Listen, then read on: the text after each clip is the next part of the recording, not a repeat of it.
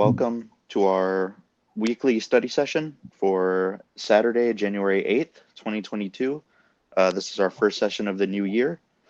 And today's session is pretty significant because we have a very special guest here today, and that is Comrade Joma. Comrade Joma is an activist, educator, and socialist revolutionary from the Philippines. He's known internationally for his involvement with the Filipino national liberation struggle, as well as his intellectual contributions to the international communist movement. In 1968, he led the movement to reestablish the Communist Party of the Philippines under the ideological banner of Marxism, Leninism, Mao Zedong thought, and anti-revisionism, and scientifically applied it to the concrete material and social conditions of the Philippines. During this time, he also founded the National Democratic Front and the New People's Army. In 2001, Comrade Joma established the International League of People's Struggle, which is an organization of progressive activists which works to coordinate anti-imperialist social and political movements across the globe. Comrade Joma has also published a number of books, including Philippine Society and Revolution, Critique of Philippine Economy and Politics, The Struggle for National Democracy, and Basic Principles of Marxism-Leninism. He's one of the world's foremost intellectuals in the international struggle against capitalism and imperialism. He serves as an inspiration to young revolutionaries around the world, and we are honored to have him here as our guest today. As for us, we are a group of comrades who read, analyze, and discuss Marxist texts in order to develop our understanding of the various revolutionary liberation movements in the world today. We work to develop our understanding of both basic and more complex Marxist concepts through group study, criticism and self-criticism, and principled ideological struggle. Our discussion group emerged after the 5th anniversary memorial of Alton Sterling. Alton was murdered by Baton Rouge police in 2016, and in 2021, families that lost loved ones to police terrorism converged with revolutionaries from around the country to celebrate his life and inspiration. Alton is very much responsible for us being here today, and we give special thanks to him and to his aunt, Vera Sterling, who carries Alton's memory with the revolutionary spirit that inspires us all. Our group also gives special thanks to a lead organizer of Alton's memorial and a lead organizer of the study, Ignacio de la Sol. Ignacio set the tone early on that this discussion group was not just for comrades with advanced knowledge of Maoist principles, but he would be accessible and formative to proletariat revolutionaries that were new to revolutionary theory. If you'd like to join us, you can contact us through social media or here on Signal. We meet every Sunday at 3 p.m. Eastern Standard Time.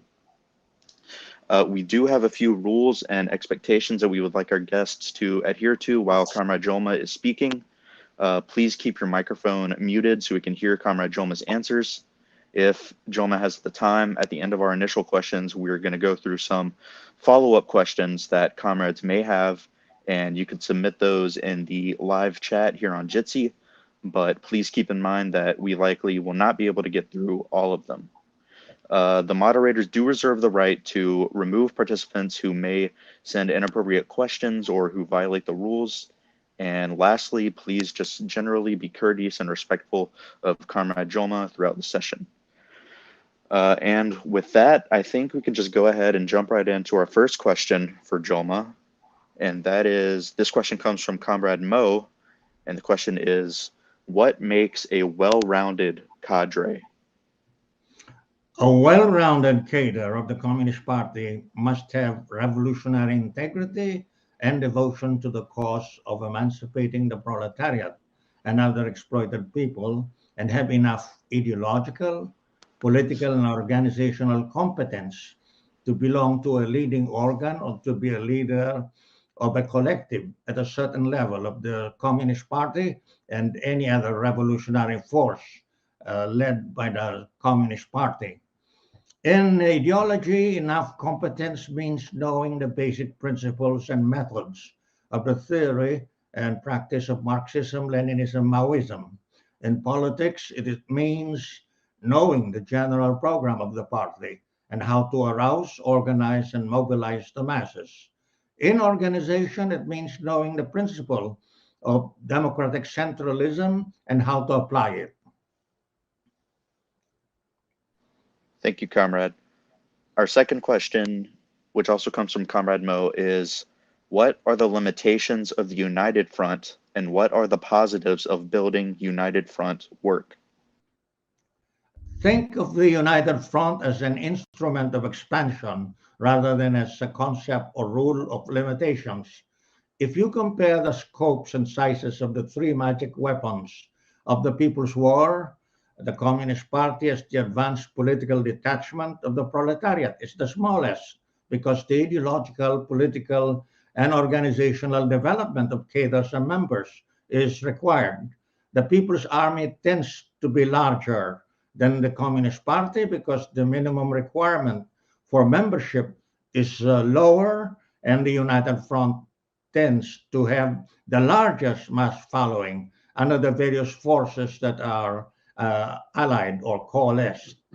The United Front is the instrument of the Communist Party for reaching the broad masses of the people in their millions in the quickest way possible. It is used to form the basic alliance of the organizations of workers and peasants, winning over the organized middle social strata and taking advantage of the splits among the reactionaries in order to isolate, weaken, and destroy um, the most the current enemy. The United Front puts together the organized forces as well as influences the masses that are not yet organized. There is the United Front for Legal Struggle, which is for the purpose of building the alliance of the legal anti-imperialist and democratic forces.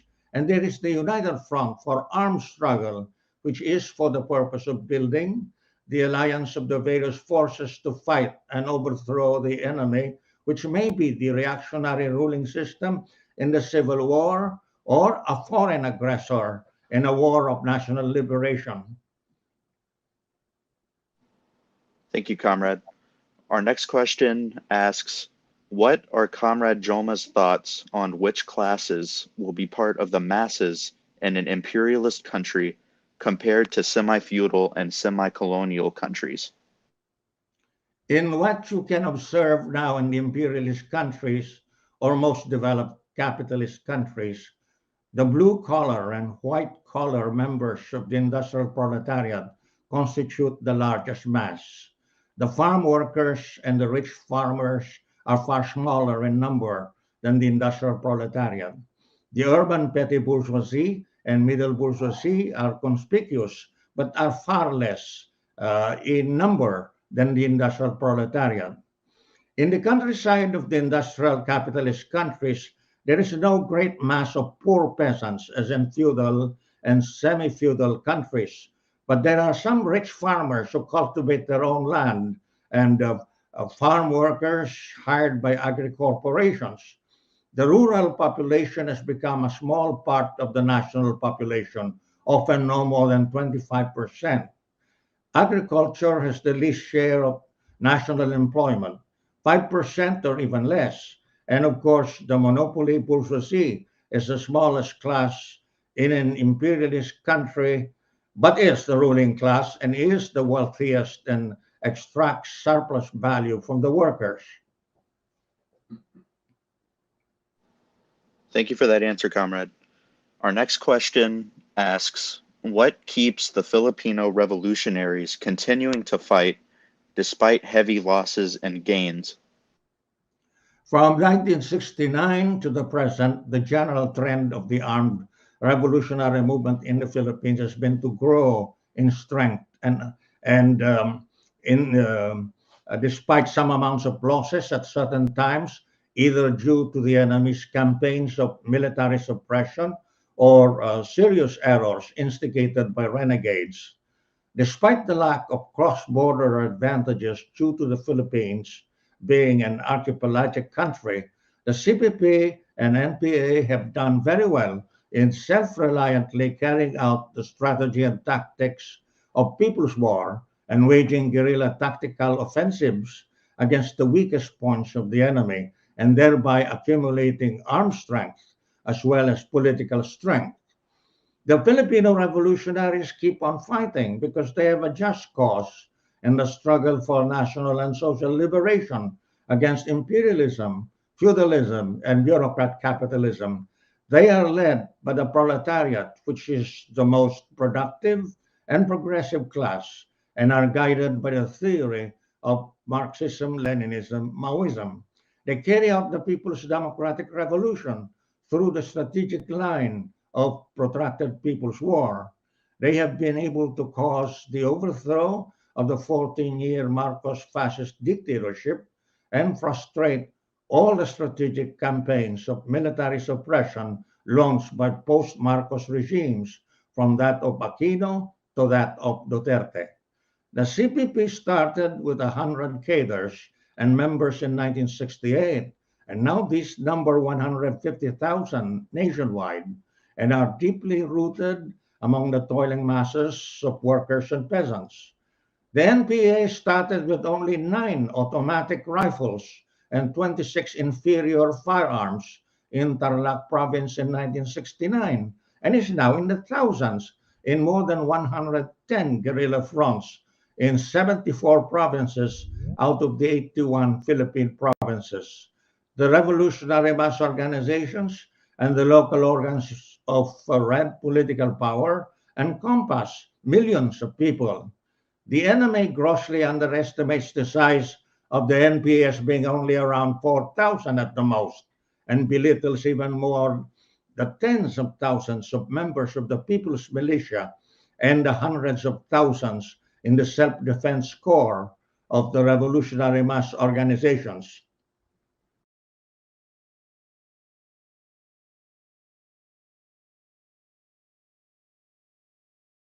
Quite a number of people still call China social imperialist because it still calls itself socialist formally and occasionally.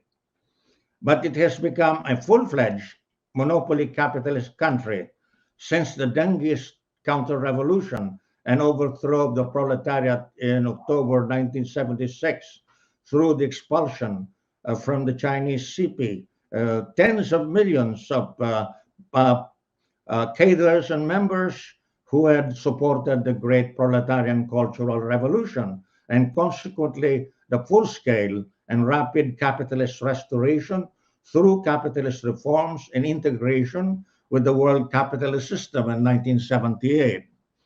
In more than 4 decades of collaboration with US imperialism in carrying out the neoliberal policy of imperialist globalization, China has become an imperialist power with the monopoly bourgeoisie dominant in both state and private sectors, and has reached the point of becoming the chief economic competitor and political rival of the US for world hegemony.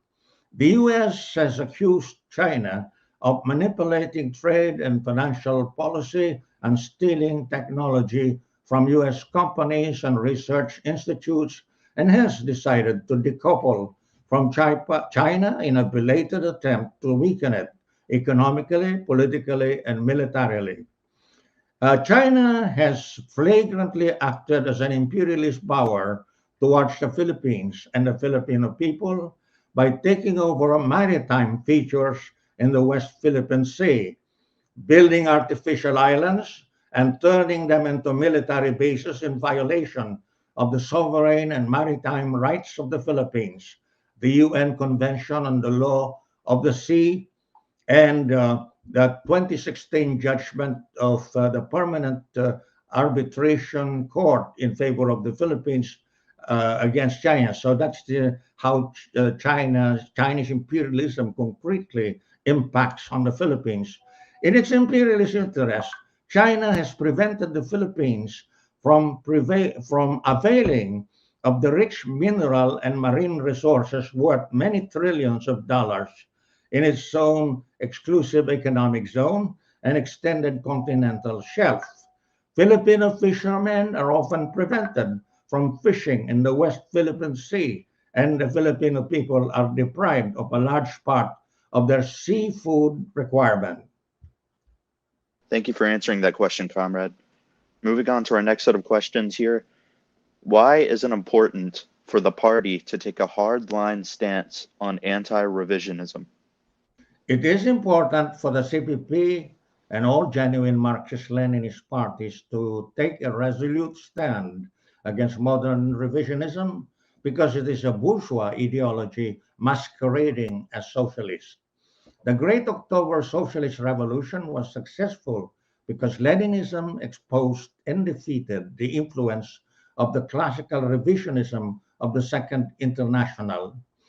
After the death of Stalin, who built Soviet socialism and directed the defeat of Nazi Germany and world fascism, the Soviet leaders from Khrushchev through Brezhnev to Gorbachev and Yeltsin from 1956 to 1991 carried out modern revisionism to undermine and destroy socialism.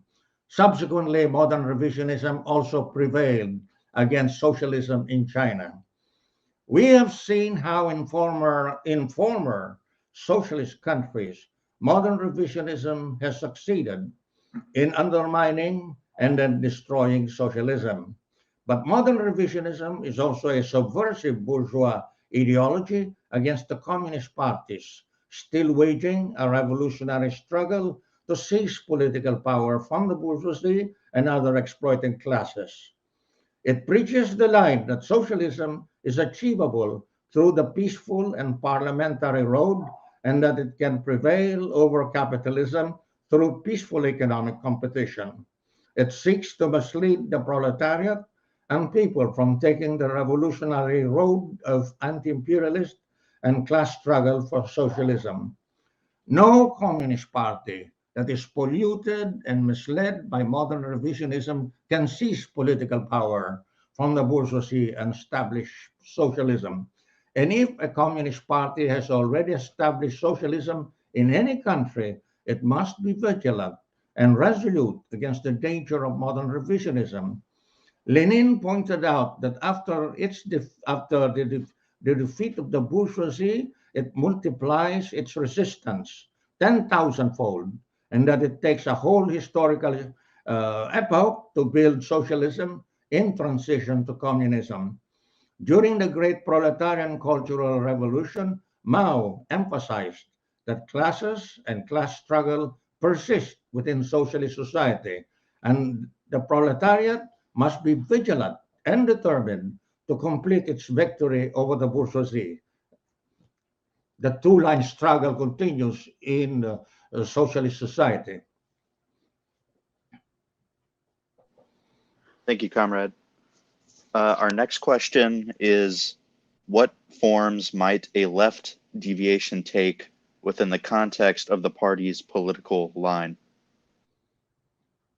In relation to the correct political program and strategy and tactics already set by the party on the basis of the concrete analysis of concrete conditions in a country, left opportunism or left deviation can arise when some party cadres and members fail to understand the balance of forces between the revolution and the enemy, overestimate the strength of the revolution and that of the enemy, and um, and undertake rash and premature actions that seriously damage the revolution instead of advancing it.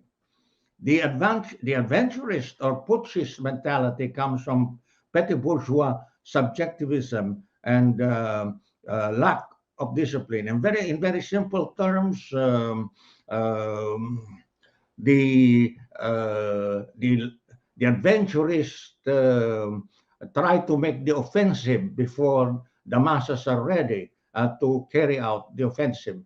Uh, for instance, in the experience of the Communist Party of the Philippines and the Philippine Revolution, a central cadre by the name of Ricardo Reyes was influenced by Trotskyism and the claims of Marcos that the Philippines had become an industrial capitalist country under his rule. Reyes spread in 1980 the subjectivist view of the Philippine economy that it was no longer semi-feudal but already industrial capitalist. This view encouraged right opportunism among some cadres in the United Front, who argued that people's war must be scaled down and that legal struggle must be scaled up. And to attract more people to the United Front, the leadership of the proletariat must be kicked out and give a bigger role to the bourgeois anti-Marcos resistance. No, but the worst consequence of the subjectivist view was the generation of various types of left opportunism from 1981 onwards. The worst of left opportunism went by the name of red area and white area strategy in Mindanao. It promoted urban insurrectionism through so-called people strikes and intensified armed city partisan warfare and the premature formation of 15 absolutely concentrated companies without maintaining relatively dispersed smaller units for expanding the mass base. At first, the first 3 to 5 NPA companies were successful in tactical offensives, but after the fifth company, the NPA companies could be easily spotted and isolated and drawn to decisive engagements by the enemy. And there was never any urban insurrection occurring, but the intensified actions of the armed city partisans trying to um, um, linking up and trying to inflame people's strikes only served to expose the precious underground cadres in the urban areas. They were exposed prematurely. Instead of reviewing and rectifying the left opportunist line, its most rabid authors concluded that the cause of the setbacks was not the wrong line, but deep penetration agents, and decided to carry out a witch hunt which violated due process and the correct principles and methods of investigation, evaluation of evidence, and trial. Hundreds of CPP members, NPA fighters, and mass activists were falsely accused and arbitrarily punished. But eventually, the strong Marxist Leninist Maoist foundation of the CPP prevailed. All similar occurrences of left opportunism resulting in crimes of witch hunt were stopped in a timely way. And they would still become the main target and of the second great rectification movement, which was a nationwide campaign of ideological and political education from 1992 to 1998. Thank you, comrade. Our next question says, how do the conditions for People's War differ here in the imperial core compared to in semi-feudal and semi-colonial countries like the Philippines? Any kind of genuine armed revolution, which is led by the proletariat and engages the broad masses of the people, may be called a people's war. It can be equated with the expression armed revolution, but this is quite different from the strategy and tactics of the protracted people's war, conceived of and applied by Mao in semi-colonial and semi-feudal China, as well as by the Communist Party of the Philippines in the semi-colonial and semi-feudal Philippines.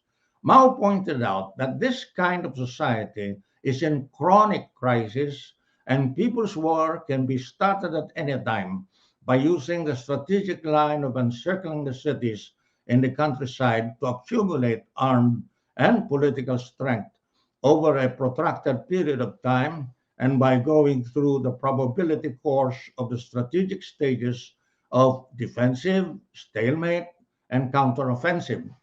He also pointed out that the strategic line of protracted people's war is inapplicable in imperialist countries or advanced capitalist countries. We must consider that the economy and system of communications are far more unified and centralized than in the still backward China, that the overwhelming majority of the people live in urban areas, and that the agri corporations and some rich farmers are in the countryside instead of a big mass of poor peasants, and that if you start any armed struggle in any urban or rural community, you will be finished off within hours by the SWAT teams unless you have a large clandestine army organized well in advance.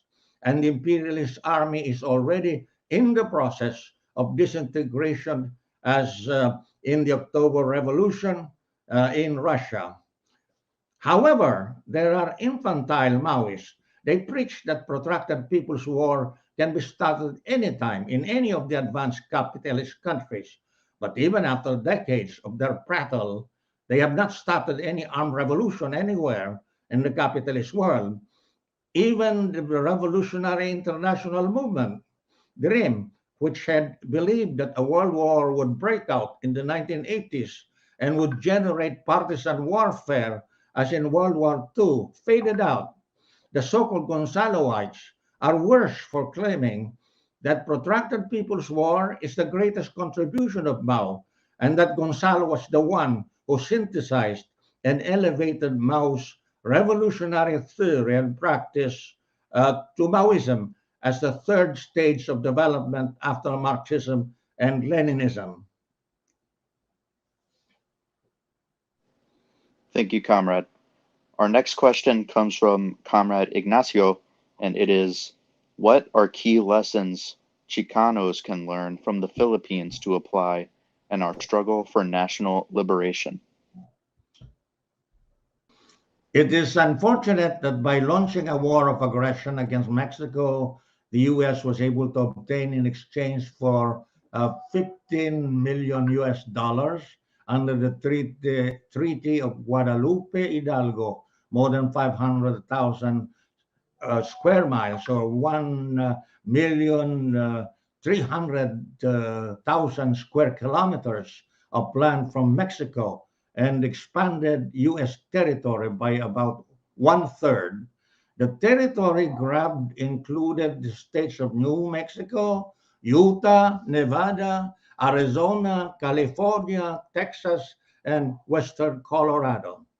The aforesaid treaty is like the Treaty of Paris of December 10, 1898, in which the U.S. bought the Philippines for $20 million from Spain at the end of the U.S.-Spanish War. But this is of smaller scale. The land grab from Mexico was much bigger. Would become much bigger or was much bigger in the middle of the 19th century. I have known Chicano or Mexican comrades in California since the early 1990s who have organized themselves as Unión del Barrio to adopt and carry out a political program of Chicano liberation, defending the national and democratic rights of the Chicano people. Quite a number of them hope to someday recover the territory grabbed by the US from Mexico. I'm aware of the tremendous odds that they are up against.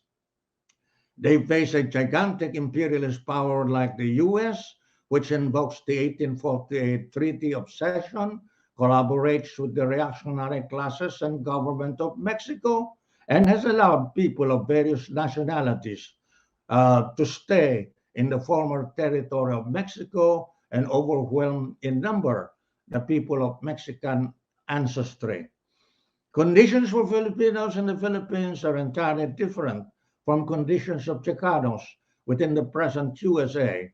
What can give hope to the Chicanos is to persevere in their continuous struggle for the right to national self-determination and for their democratic rights and welfare.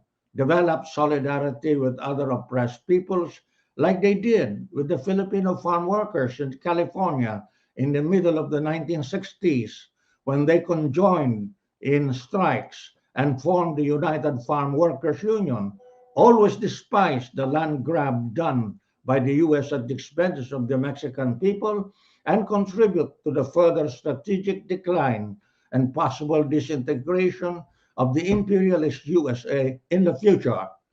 The US Constitution upholds the sovereign right of the people to rebel against a government that becomes oppressive or tyrannical. and allows the citizens to freely bear their own arms so that the government does not monopolize these. It is possible for Chicanos to own their guns individually and legally, develop their revolutionary unity, avoid premature armed struggle, and decide for themselves when would be the correct time and circumstances to use their weapons in the revolutionary process. Thank you for that answer, comrade. As far as I can tell, that is the last prescribed question that we asked. And so now, um, if you are okay with it, I think that we should go ahead and move on to some questions that comrades in the chat have been asking. So, our first live question that we got was from Comrade Bella, and the question is, do you have any thoughts on strategies for mobilizing the revolutionary masses in the imperialist core itself, and what that type of struggle would look like? The class line in the strategy of mobilizing the revolutionary masses in the imperialist core of the country is to have the leadership of the proletariat and its party under the guidance of Marxism, Leninism, Maoism rely mainly on the proletariat, win over the middle social strata. They have been dwindling under the neoliberal policy and take advantage of the splits among the factions of the monopoly bourgeoisie in order to isolate and defeat the fascist and bellicose ruling faction at every given time, win the battle for democracy under the leadership of the revolutionary proletariat against the monopoly bourgeoisie on immediate and long-term issues regarding class oppression and exploitation, as well as white supremacist discrimination against the people of color. The battle for democracy prepares for and extends to the seizure of political power and overthrow of the imperialist state. Learn from Lenin and the Bolsheviks. Keep on raising the revolutionary consciousness of the proletariat and the rest of the masses, and keep on sending cadres into the reactionary army in order to turn the troops against the enemy and its rabid officers, especially at the decisive moment when the imperialist power is in the throes of disintegration because of violent contradictions among factions of the monopoly bourgeoisie or serious defeats elsewhere in the world. At the same time, while conditions for civil war do not yet exist in the battle for democracy, the Proletarian Revolutionary Party can educate its members on the state and revolution, discreetly create self-defense units, accumulate arms by purchase and making them at home, and avoid being drawn into any premature violent conflicts before the conditions for civil war arise. In nearly all imperialist countries, especially in the US, ordinary citizens can legally acquire firearms for various reasons, like for self-defense, against criminality, for home defense, and for sports. The US Constitution, no less, allows the private citizens to own firearms so that the government does not monopolize them for the purpose of oppression or tyranny. A self satisfied and expanding middle class is the bulwark of passivity in imperialist countries that present themselves as liberalized societies. But the middle class and the imperialist core of the world has been dwindling and being thrown to the worst conditions of the proletariat because of the ever worsening crisis of the world capitalist system. Many of those in the middle class call themselves the precariat, educated enough for white collar jobs, but faced with the threat of unemployment or employment far below their grade. It is crucially important for the proletarian revolutionaries to win over the intelligentsia and other strata or sectors of the middle class to the side of the proletarian socialist revolution instead of letting them be swayed by fascism.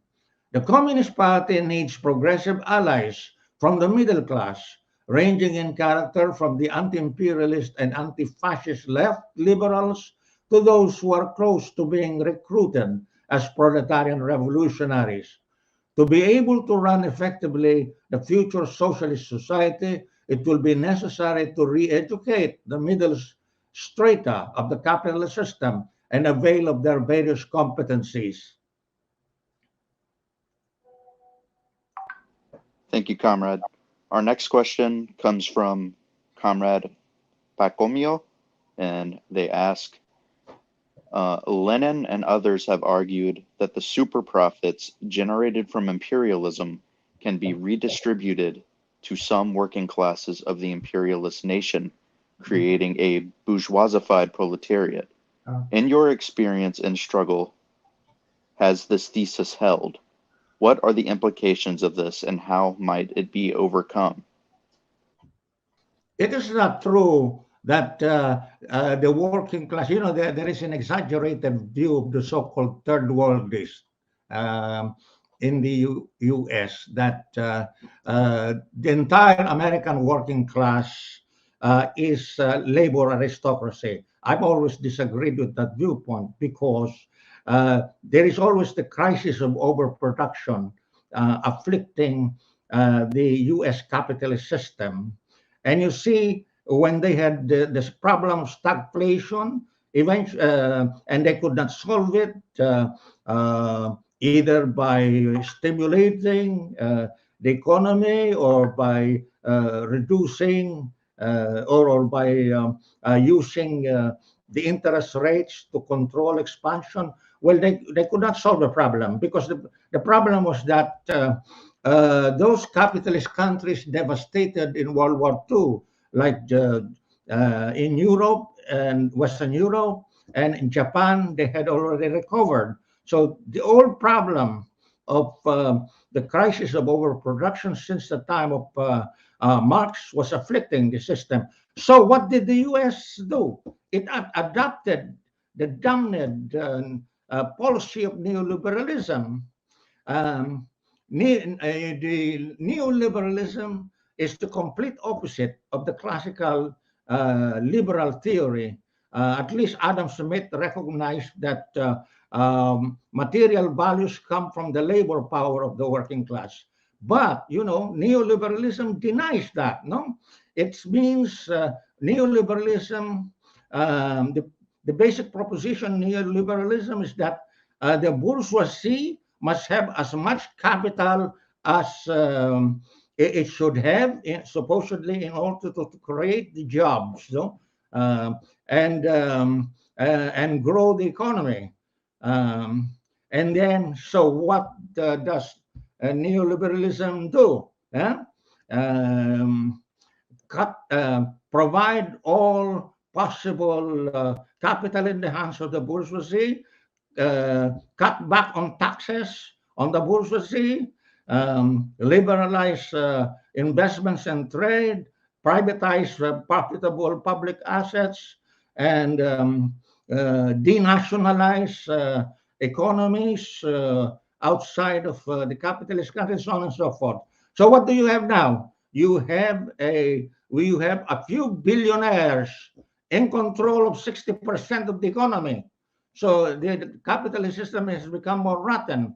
And the so-called middle class, well, which the U.S. Used to boast of, from after the war to the middle of the 70s, it has dwindled. No, it has dwindled. No, you have a dwindling middle class, and of course, the proletariat has expanded, and unemployment has hit the proletariat. So it is not true that what the super profits that the bourgeoisie would earn would be redistributed to the proletariat, and that would create a bourgeoisified proletariat or even a labor aristocracy.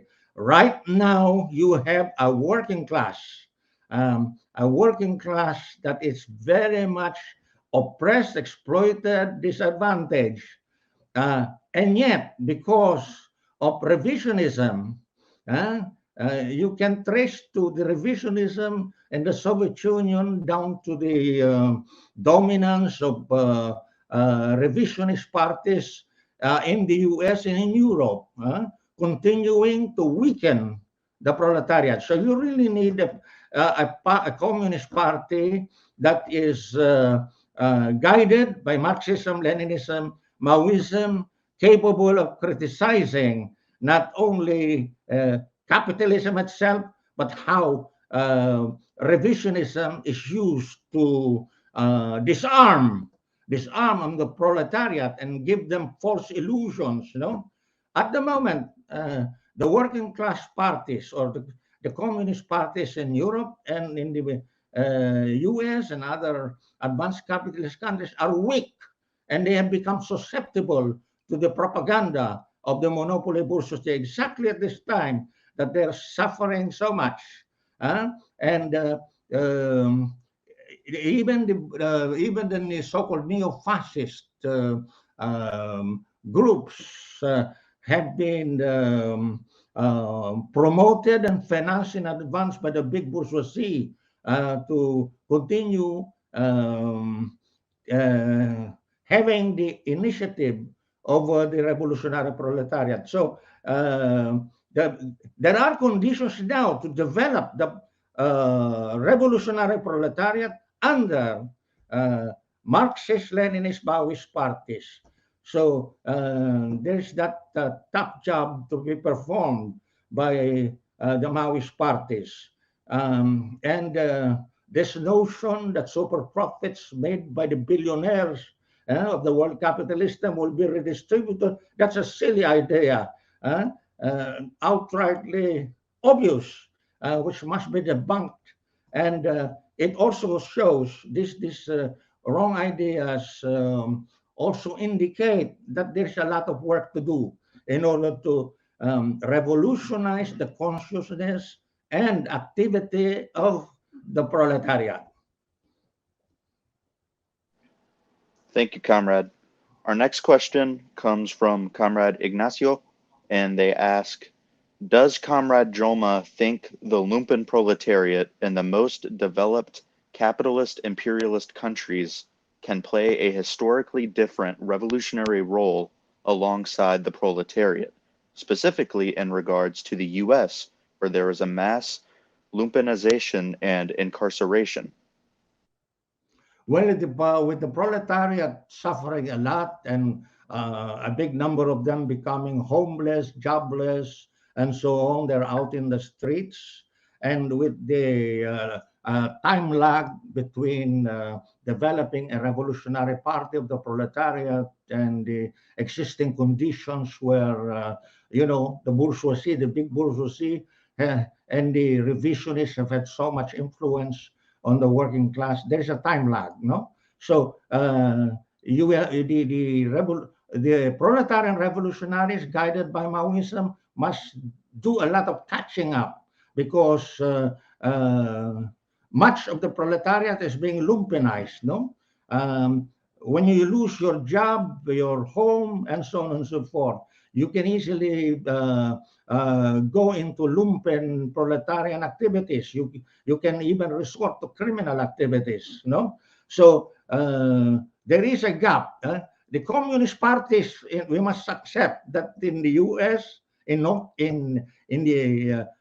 America, in Europe, and even in those countries where capitalism was restored, no, there is a lot of work to do in order to build the revolutionary party of the proletariat. In the meantime, the proletarian revolutionary parties or communist parties are still small. Yeah, there is still a lot of leeway for the the monopoly bourgeoisie, and even the criminal syndicates to operate in advance, and also the fascist movements.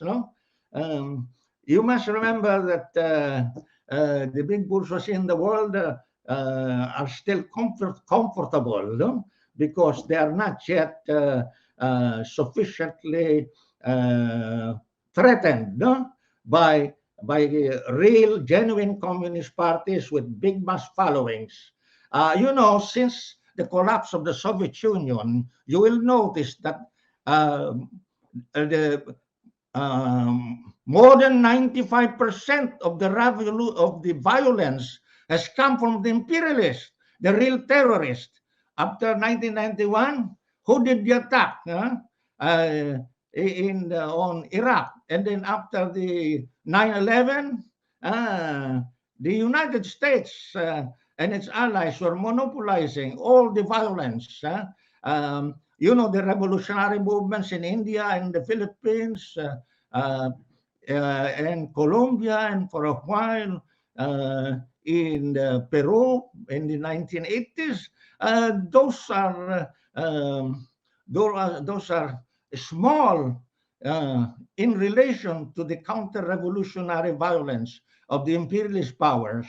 The imperialist powers stole the show in terms of violence.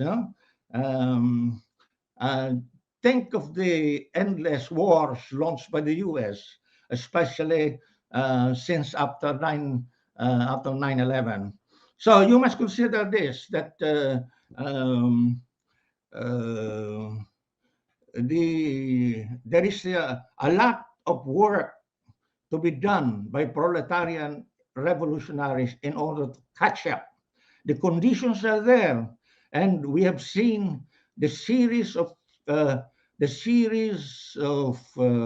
actions, policies, and actions taken by the imperialists. And so far, they have been failing, but the revolutionary movement has still to do a lot of catching up.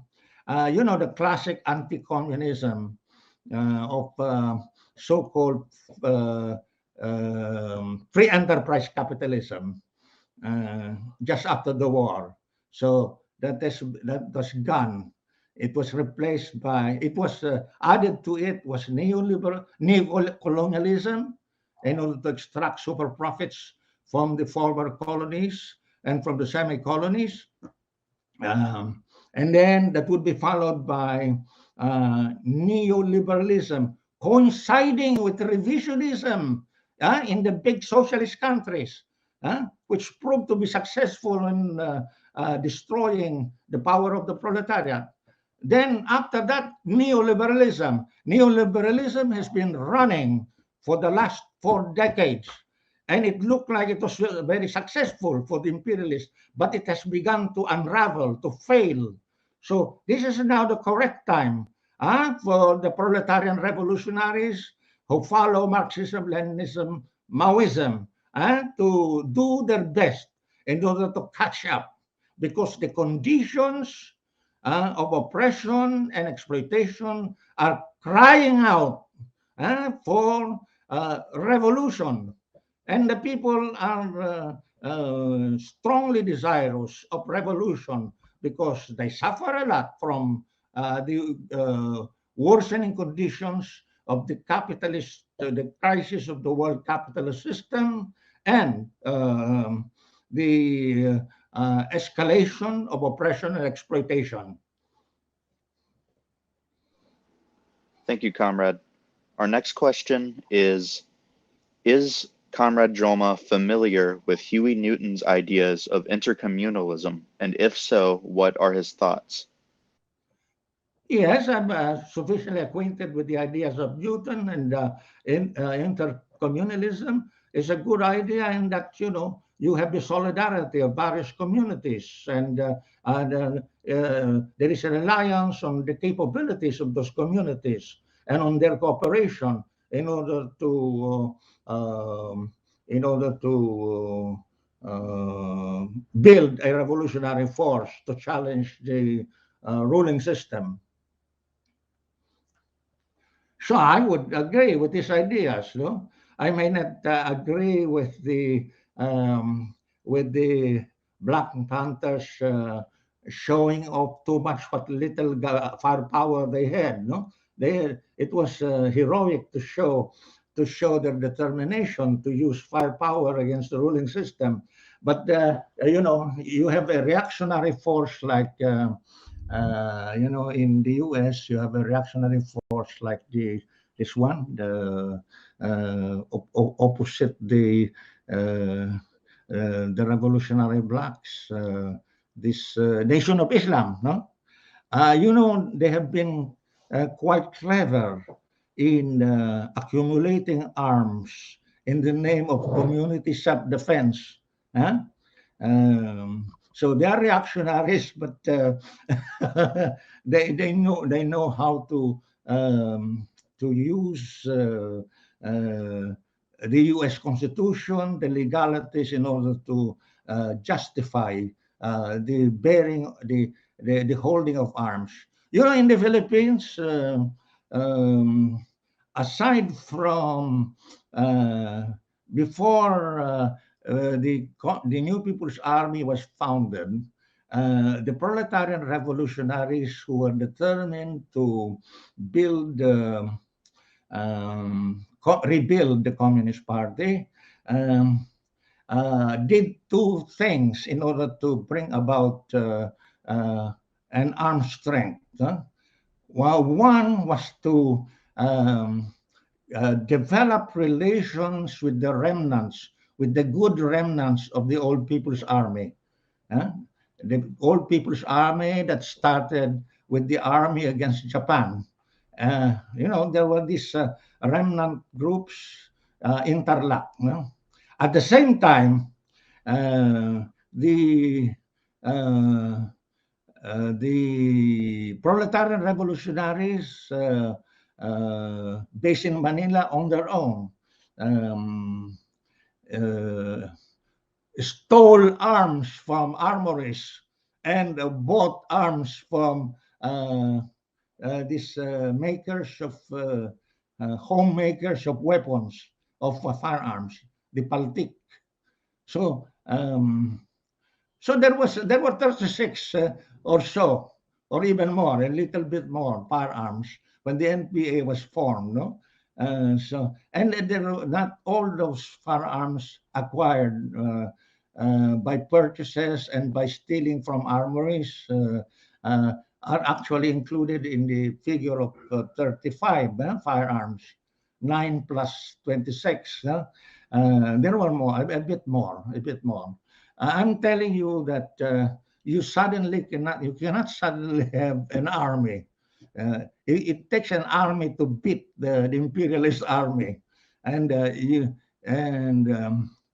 are three things required. Yeah, you must build at least the rudiments of a people's army, and try to accumulate strength as much as you can, and you avoid decisive engagements or uh, getting prematurely exposed and getting into decisive engagements. Then, uh, uh, the time will come when you will have to inflict defeats of the enemy. And then, third, the imperialist army must disintegrate. And like the Bolsheviks did, you must send in cadres so that they become your uh, long-term agents for disintegration the imperialist army. Uh, the Red Army was practically came from the Tsarist army, because the Bolsheviks were good at penetrating the imperialist army. Uh, when the when the rulers of Russia could no longer feed and clothe their troops, there were the Bolshevik cadres to form um, the revolutionary councils within the reactionary army. So even in the Philippine struggle, don't be surprised if there are prominent officers of the reactionary army known to side with the New People's Army when they become exposed, or they voluntarily proclaim themselves as supported of the NPA. Remember General Harke, Huh? General Harke was uh, was an important general of the reactionary army, but he turned against the reactionary army. And there are very prominent um, former military officers like Colonel Dante Simbulan and and then, of course, you have Navy Captain Danilo Bismanos. So do not underestimate the value of uh, of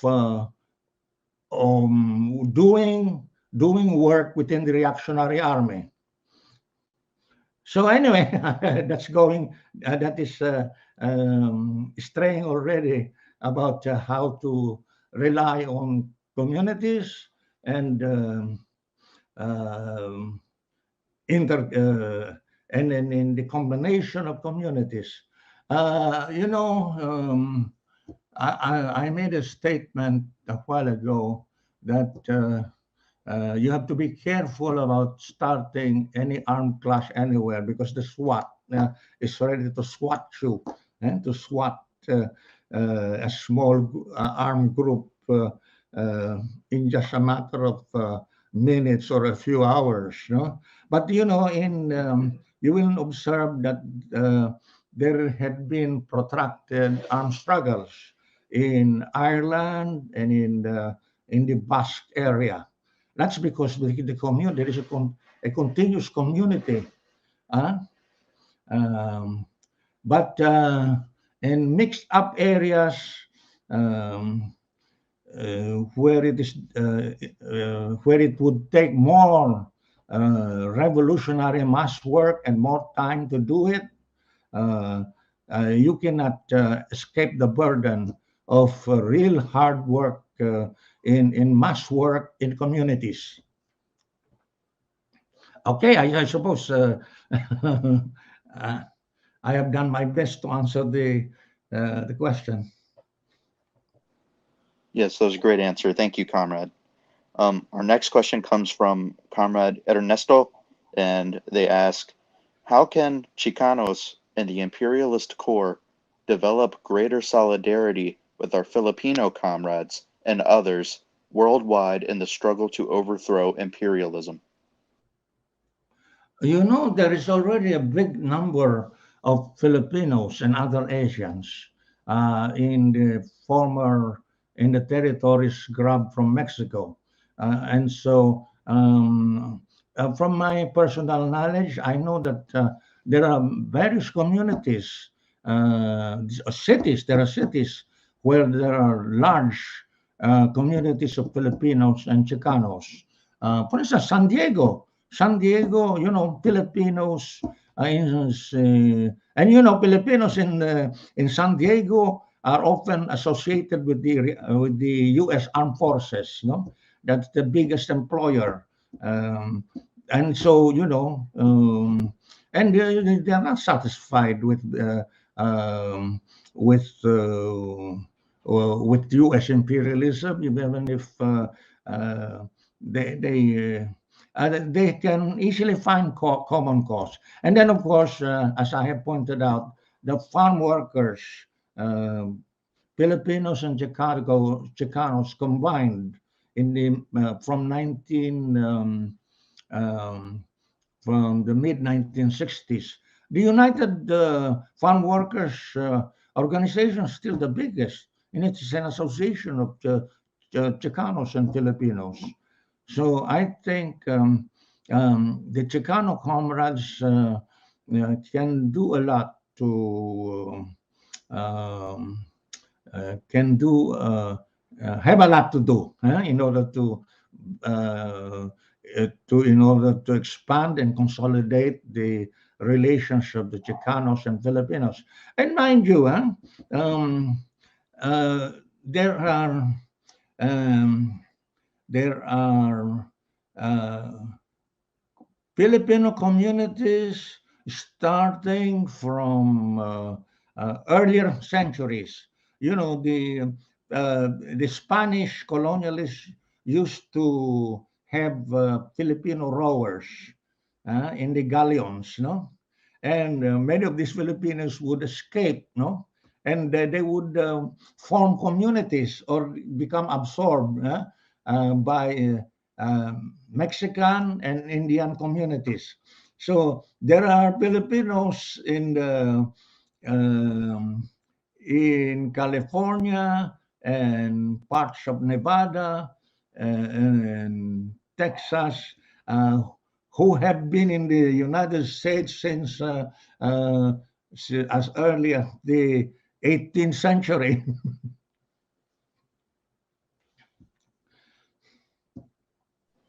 Thank you, comrade. Anyway, the Chicanos and Filipinos must unite in the U.S. on the basis of concrete conditions and in order to face up to current problems. Thank you, comrade, for that answer. Our next question comes from Comrade Mo. For comrades who come from the diasporas of oppressed nations globally who are far away from their homeland, what type of struggles do the diasporas of these oppressed nations and the diasporas do to uplift their people's struggles back home?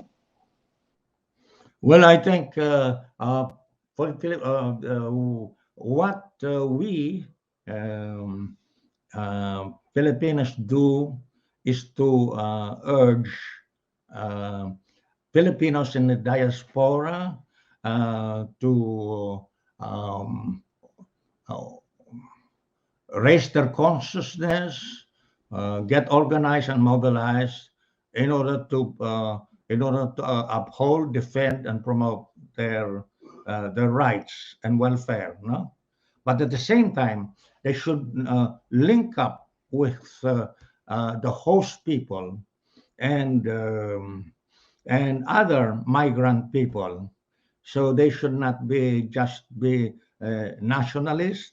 Uh, uh, they have to mind their own rights and interests, but they can become stronger, more effective only uh, if they learn how to build solidarity, active solidarity with the host workers and people, because if they do not develop uh, excellent solidarity relations with the host people, and it's the chauvinism uh, and the fascism of um, of reactionary groups that would be influencing uh, the the host people against the migrants, no? And of course, the Filipino migrants must link up also with the Filipino migrants. And if Filipino workers are invited to the unions of the host people, they must join up, no? And um, so that they develop strong links um, with the host workers and the host people. The big bourgeoisie does a lot of intrigue against the migrant workers. The host workers are told, "Oh, your jobs are being taken away by these foreigners." Well, in the first place, uh, the big bourgeoisie in the developed countries um, has made it a point to get migrant workers in order to take the place of their loss of colonies. Um, and by attracting workers to migrate to the home grounds of monopoly capitalism. That takes the place of the old colonialism, no? Um, and it's really important for Filipinos, comrades in the diasporas from the oppressed nations to be conscious of their distinct nationality. And then at the same time, they must be able to have anti-imperialist solidarity and proletarian internationalism, this, inspiring their relations with the host of the workers and other migrants in the host country. So, and there may be second, third, and further generations of Filipinos uh, who can opt to become citizens if of the host country, if the laws of the host country would allow. So, but then they should never. These children of the original uh, migrants in the earlier diaspora should not forget uh, about the homeland of their parents, and they should share with their parents the desire to be of help to the revolutionary movement in the countries they had come from. Thank you, comrade. Our next question is, our study group is about to finish a reading of Araling Activista. Are there any texts that have had a strong influence on your political understanding that you would recommend for a study group such as ours? And what is the role of group study in a revolutionary organization? Well, I congratulate your study group for being about to finish uh, Araling Activista, and you yourself, I presume, have already a high degree of understanding the importance of having this Araling Activista, and uh, so you have an idea uh, of how to improve how the study group is conducted. You have the text um, that have given you some amount of mooring. Um, they serve as a kind of anchor, and you will know exactly how to improve on such texts or improve the selection of such texts. Um, the role of group study is very important, you see, especially when you are trying to build a party, a revolutionary party that is under conditions where any embryo or any beginning of such a party is still small and weak. So the best way for you to have quality members would have to have study groups because let us learn from Lenin. What did he say? Without revolutionary theory, there can be no revolutionary movement. So the study group is an instrument for bringing about revolutionary theory uh, as a necessary element in the building of a revolutionary organization, party, or movement. No? So um, we did the same thing in the Philippines. It was through study circles or study groups. The same thing. That was done in Russia in the time of Lenin. In the building of the Bolshevik Party, they used the study circles. So that was also the case in China. Study circles or study groups. That's the only way you can. You cannot have the big thing. Even when you have the big thing, like a strong revolutionary party ready to topple the ruling system, you must have the you must have the particles and the molecules to begin with. No, you must have the embryos through the study groups and study circles. Thank you for that answer, comrade. Our next question comes from Comrade Cougar, who asks, where does your strength and determination come from? How do you remain so vigilantly dedicated to the revolution, even through the oppression you have endured? Is it a love for the people that gives you strength? You can call it a love for the people or a love for the just cause, you know. The love for the people and having the just cause, you know. Because when you mention cause, then you are required to do something about it. No? Because if you end up with just love, it can only end up as a sentiment.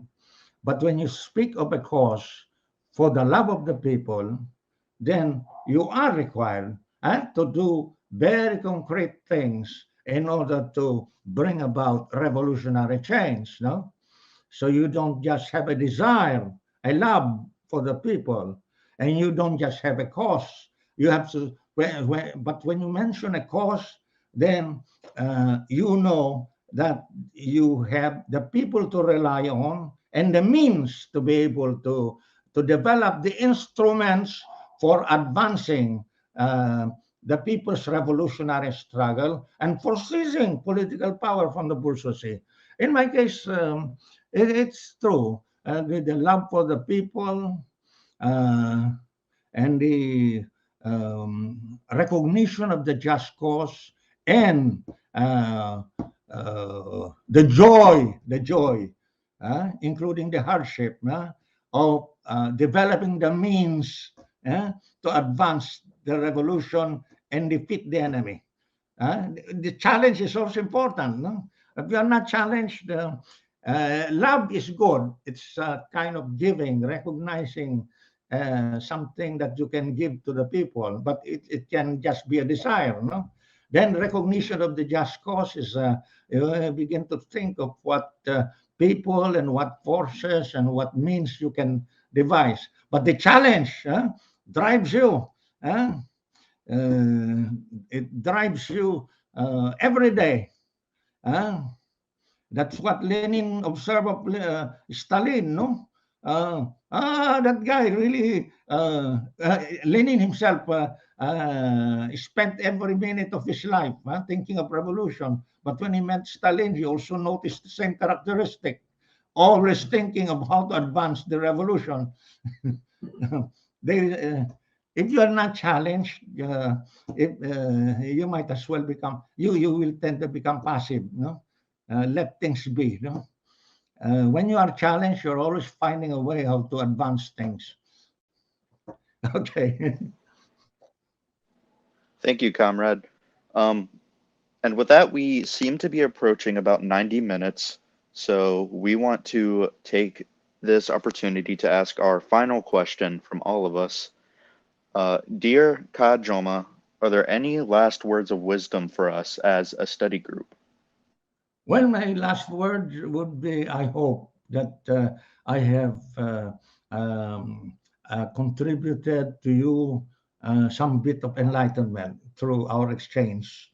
And the question I also learned from the questions because they show your interest, your level of consciousness, and your determination to advance your work. No? Those things show. And for me to learn such things also inspire me. And so I hope that our webinar has involved mutual learning, mutual inspiration, and it involves raising our mutual determination to advance the revolution. Thank you very much, comrade. We really appreciate you taking the time to sit down with us and answer some questions from some young revolutionaries from around the world. Um, Thank you very much, and thank you to all the comrades for attending. We really appreciate it. Hopefully, we can talk to Comrade Jolma again soon. Maybe we can do some karaoke. Um, but again, if any of our comrades in attendance would like to become a regular member of our study group, you can feel free to contact any of us through social media or in our Signal chat.